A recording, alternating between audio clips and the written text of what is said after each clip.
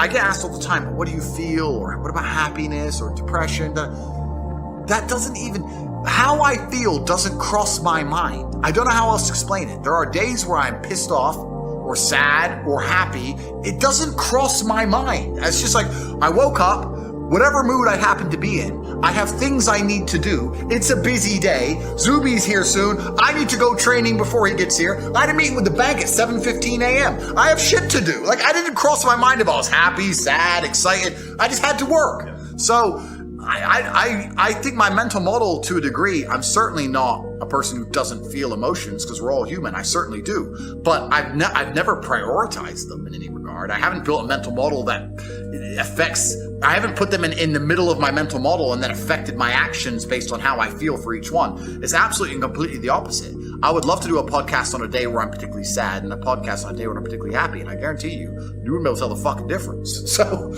that's what allows me to be competitive. Fatherlessness is the biggest pandemic. And when you say fatherlessness, I don't just mean a lack of man in the house. I mean a lack of man of character in the house. If the man is in the house and he's just soppy goo, well, then he's not going to do his job, is he? But if the man's in the house and is showing the benefits of discipline and hard work and taking the long road instead of shortcuts and doing the right thing because you're supposed to do the right thing as opposed to doing how you feel and ignoring your emotions and acting how you're supposed to act, well, then you're going to have a better society. So yeah, fatherlessness and lack of masculinity is what the society is suffering from.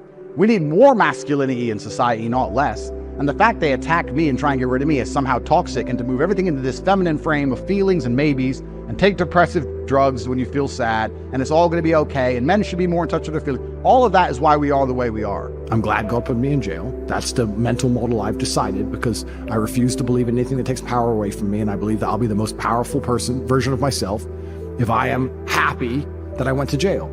And if by some miracle I lose this case and they put me in jail again, the mental model I will adopt is, good, okay, God has something he needs me to learn, so I'm going to go back to the dungeon. And that's just the mental model I'm going to adapt, because I think that's the best way for me to compete and be the best version of myself. So a human, I think, is a vessel designed to suffer, to become a best version of itself so it can pass on lessons to the fullest of its capability to its offspring before its ultimate demise onto the final stage, or the next stage of this life, or whatever lives we live. So we'll see. I mean, I've talked to psychiatrists, and there's some psychiatrists who would argue that it's insecurity to feel like you need to prove yourself to the world all the time.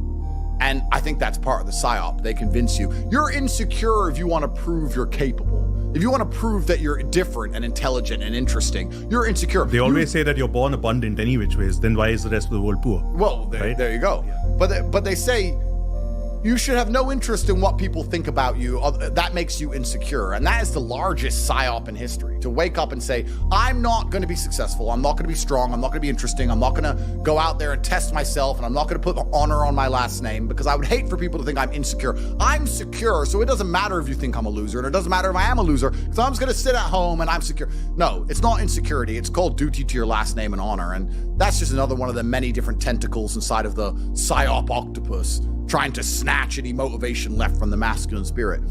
If I was a man who was unsuccessful and I hadn't met my physical capability or my financial capability or my mental capability or my spiritual capability, I would be insecure. I would sit and say, this is a failed version of who Andrew Tate could be, and I'm not happy with who it is. And I think that every man should be like that, so he gets up off his ass and does something.